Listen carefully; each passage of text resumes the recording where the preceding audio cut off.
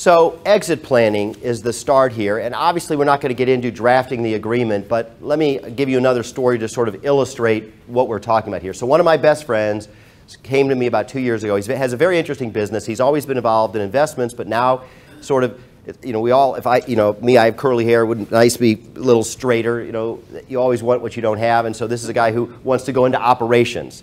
And he started a business, and what his business is senior living that's facilitated helpful living, but in a college campus kind of environment where the buildings are 2 stories tall and the caregivers live in the facility. It's a great business, and he's got 3 partners. His name is Adam.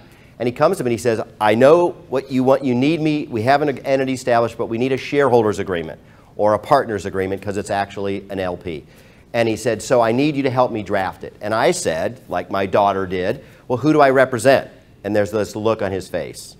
And he's like, you're not telling me that all 4 of us need to go get lawyers. And I said, well, there's 4 of you and you may have different interests.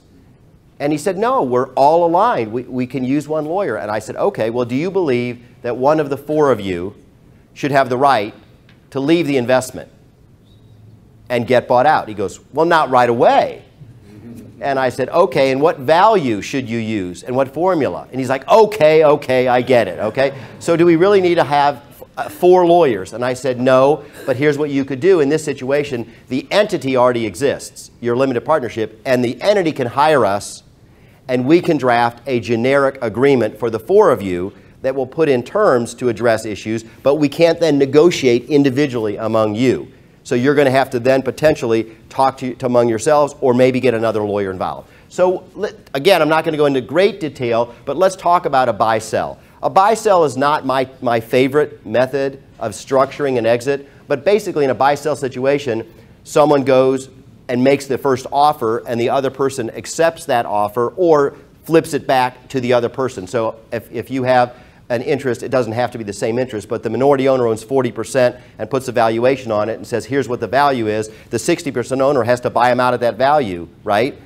Or has the right to say, well, no, I want to be bought out at that value and increase it to a 60% level. What we tend to prefer is a redemption agreement. A redemption agreement is a structured buyout.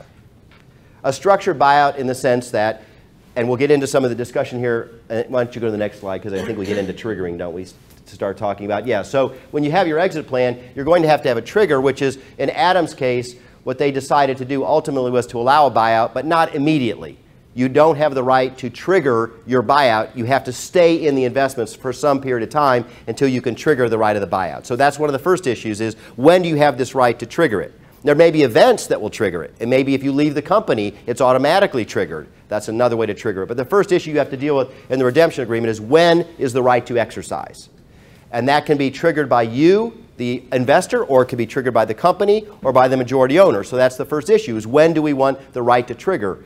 Then you get into, well, how do you value it?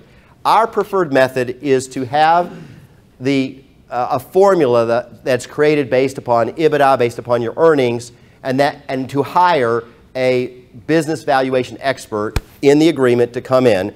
And then if the other side wants to have and wants to contest it, they can bring in another business valuation person. And if they're more than 10% apart, so you have now 2 different business valuations, then those 2 people, not the owners and not the majority owner and minority owner, but the valuation people will pick a third to then decide. Now, you don't have to go all that way. You can stop at any point in time, but you do it with that way. And then here's a key point, and I'm kind of previewing what you're going to hear, and I think Jason's going to talk about this a little bit later. But a key point is, those of you who are all CFOs, you're familiar with this. When we talk to other audiences of lawyers, we have to explain in more detail what a minority discount is.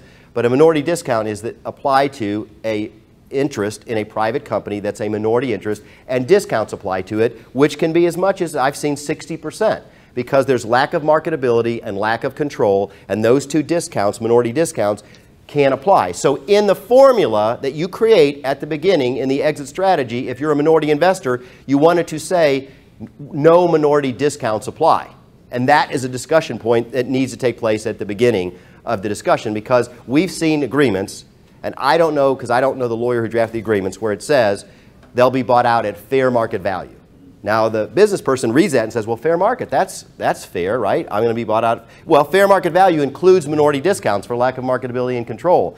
If you want to get into technical valuation language, the language that excludes minority discounts is fair value, not fair market, fair value. So to be clear, as lawyers, we don't get into whether it's fair or fair market. What we say is, no, the valuation is just no minority discounts apply. And then you get into the terms of what the buyout are. Typically, you don't get cashed out if it's a minority investor at the time of exercise. There's an amount paid, and it's paid over time. And then there's a discussion also, if you exercise your buyout, are you bought out immediately? But if there's a payout, do you continue to hold on to your stock so you remain an owner during the period of time that you're being bought out? That's another negotiated point, is when you exit, do you exit right then and then you have your money paid to you over time? Or do you get to continue to hold your stock in the company until your buyout is completed and is completely funded? Talk about triggers? Yeah. Okay, so on the triggers, I mentioned it. Here's depends on which perspective. From the company's perspective, the resignation of the owner or officer's employee should be a triggering event. If you're the majority owner, you typically don't want people holding stock in the business when they're no longer involved and active in the business. So the company would have the right, and by the way, I should have said this at the beginning. So it's a two-stage or two-party negotiation. If a minority owner comes in, and as they should, at the beginning and says, I want to make sure I have an exit strategy, the majority owner correspondingly should say, rather than resisting it and saying, oh, I don't want to give you a buyout right, the majority owner should say, that makes a lot of sense, but I want a buyout right too. If you become an obstructive, difficult minority owner, I want the right to redeem your interest. So it goes both ways. Not only does the minority owner have the right to redeem, but the majority owner has the right to redeem as well. And upon leaving or resigning, you have to sell your stock back. And particularly if I'm terminating you with cause, I want the stock back. Maybe without cause, it's a negotiated point, but maybe it's without cause, you can't take back the stock. Then the other issue you negotiate is whether there's a tail. And when I say a tail, what I mean is, if you're the minority owner and the majority owner is going to redeem you, in order for you as a minority owner to get the right to be bought out, to have a put right, as we call it, because you're putting your stock back or you're putting your interest back, you have to give the majority owner the right to redeem you. But what you don't want to have happen is the majority owner comes and buys you out right before a huge liquidity event. So you get bought out, and you're the minority owner, and you're like, oh my gosh. So what you can have is a tail that says, if you negotiate, that says if the company is sold within some period of time, negotiated, and there's a stepped up valuation, you get the additional valuation. So you don't so the majority owner cannot come in, buy you out, and then immediately go to a larger liquidity event, and you don't get the upside. Again, it has to be negotiated, but that's the negotiation that takes place. And by the way, if you're all happy with each other, like a marriage, if you do a prenup, you can get this done. You cannot do this 5 years in, 10 years into it's got a lot more difficult negotiation to have at that point. On the redemption rights of the owner and the triggering events, timetable for the exercise, well, again, that depends on a number of years. Maybe there's a triggering event if you hit a certain metric on the revenues that you generate. It's all subject to negotiation. The company is also going to want to right of first refusal, so that if you have either going to be restricted on your right to sell your stock in the business, or the company will get the right of first refusal. So if you go to sell your stock to a third party, the minority owner is going to have to offer it to the company as well. Whether there are fiduciary duties owed by management is something also in LLC agreements. You can limit the scope of fiduciary duties. So that's going to be a subject of negotiation as well. That's going to be part of this. And this goes to this issue of demand access to books and records. I'm working on a buyout right now, and this is an issue which is the minority owner in this case wants to stay and retain his stock because we're not buying him out right away. He said, well, why should I have to give my stock back because you haven't paid me in full for what my interest is? And we, as on behalf of majority owners, try and get the stock back right away, even though the money has not been paid yet, even though there hasn't been full payment for the amount. Why? And so my majority owner said, why do I care about this? Why do I care whether I keep the person in the company or not? I said, well, number one, if they're still an owner, you still owe them fiduciary duties. So they can sue you, even though you still paid, you met every payment obligation, they can still sue you for breach of fiduciary duties during the entire time that they continue to be an owner. They can continue to make demands for books and records and access. In other words, the minority owner, even though you're paying them everything and meeting every payment obligation, still has the right to say, well, I'm worried that you won't have the money in the future to pay me, and therefore I get to come in and scrutinize how you're operating the business during the period of time of the buyout. So that's one of the reasons why, as majority owners, we want to have the minority owner leave the business and have no longer any retained equity, so they can't come in and sue for breach of fiduciary duty, and they can't demand access to books and records. The other issue you have is, well, we've talked about a trigger and what the events are of the trigger. Well, does the trigger require you to sell all of your stock? What if you're a 40% owner and you really want to diversify and you don't want to sell the entire tranche of 40%? Should you have the right to trigger or have multiple triggers and keep 20% in? Again, that's subject to negotiation at the beginning, whether the right to exercise a put right is for all the stock or whether you could do it one time, two times, or as many times as you want and continue to keep stock in the business. So that's how much stock is subject to the trigger, and then who has the right to trigger. Is it mutual? Can the majority owner buy out the minority owner, or is it only the minority owner has the right to do their put back to the majority? So the other two are fundamental things to really address in. Could you speak to the death of a partner? Because that wasn't one of the triggers up there. Yes. Well, that is one we see most often. In fact, most of the minority owners who come to us, and we're trial lawyers, and come to us, so we see more at the back end than at the front end. As a result of doing this practice for over 10 years now, we're seeing more opportunities at the front end on the corporate prenup side to structure and negotiate. We are not transactional lawyers, but in this area, we're doing more work to structure. Even in situations where there's no buyout, the death is often in an LLC agreement that the death triggers a buyout right by the majority because they don't want to have, frankly, the widow or widower remain in the company. But even in the case of that, if you're not going to get a buyout right and it's on your death, you still need to structure the valuation. The worst possible situation, which we see, is you're bought out, here's the widow, and you're bought out at book value. And she has no idea what book value is. And you said, well, the fair market value or the fair value over here is $4 million. At book value, it's $20,000. And now you're fighting to argue whether there's fraud and all the rest of it. So it's very important to look to not just the trigger right, but to the valuation that's in the formula.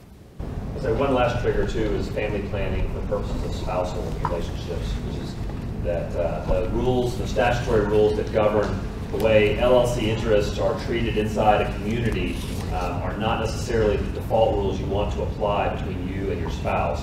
And so without regard to whether you have a healthy or unhealthy marriage, if something happened or there was a divorce, it's worth thinking about that in advance in terms of how that can affect a business ownership interest. And then separately, of course, it's how is my spouse, if she inherits my interest, going to work with my remaining partners in the event that she's going to, and he or she is going to inherit the ownership interest and now become a minority interest holder in a business that they don't work in as the other spouse did. So those are other areas that we do, family cases in which there's community property disputes, as well as cases where someone's passed away. So the other two legs of the stool that are worth discussing are the valuation component and the terms. And let me hit on those a bit. A lot of people attempt to address this issue of valuation by using a formula. And unfortunately, though, what tends to get incorporated in a lot of the agreements that we end up litigating over is a very generic formula that really doesn't reflect much thought. It's a sort of a boilerplate approach. And frequently they default to something like book value. Well, you can imagine 10 years down the road in the services business, a book value buyout is basically a buyout for nothing. And where partners don't like each other, it becomes a weapon used to try and push someone out for no money. So it's worth spending some time thinking about how you would craft what you believe to be a fair and reasonable buyout. And also to weigh the valuation method against the terms of the buyout, because all of these terms have trade-offs. And so you really can't consider any of them in a vacuum. So for example, on the valuation formula, as Lad mentioned, you have an approach of assigning an enterprise value. What's 100% of the company worth? Now let's just take the proportionate share. There's no discounts. So that's one approach. A fair market value approach says, well, we're going to assess what would happen if we just sold this minority interest on the open market, in which case it's going to go to another person who's buying it as a minority owner, and their lack of control over the business, their lack of ability to command a distribution, and their inability to sell the interest themselves is going to mean that that interest is going to be heavily discounted off that 100% value. So you have to decide up front if we're comfortable with that, and that can even include discussing and negotiating a minority discount that would apply to the interest, or a specific valuation method that you're going to have a professional follow. Book value and other predetermined multiples based off of net income over a period of time are other common formulas. And my biggest comment here is that I think that most of the time when Ladd and I get a litigation client, it's because the buyout formula, if there was one, was incredibly harsh and punitive. And so for the person coming in looking to hire a lawyer, they're saying, well, if I do this buyout, I get $8 and a ham sandwich for my interest. I might as well sue. What's the worst case that's going to happen? I'm going to spend some money, but I have a big upside.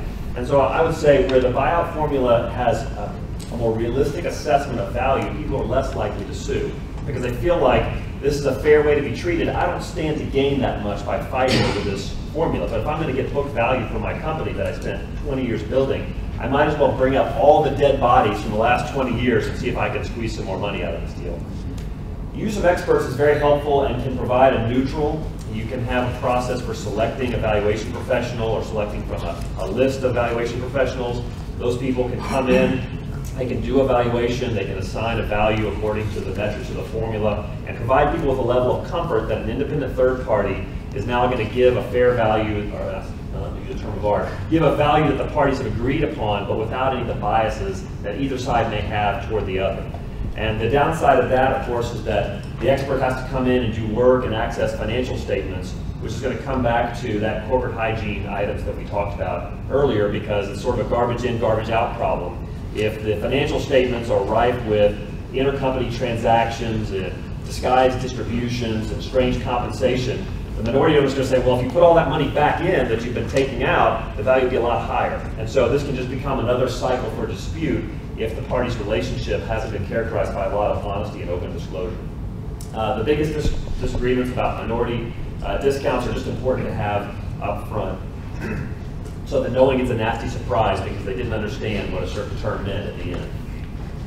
On buyout terms, and this is why this goes hand in hand with valuation, you can imagine in a private company setting, effecting a buyout where all the money is going to be paid cash up front can be a financial burden on the company. It can require debt, there's not a huge amount of retained earnings, and can greatly change the trajectory of the business based on whatever capital planning they were doing at the outset.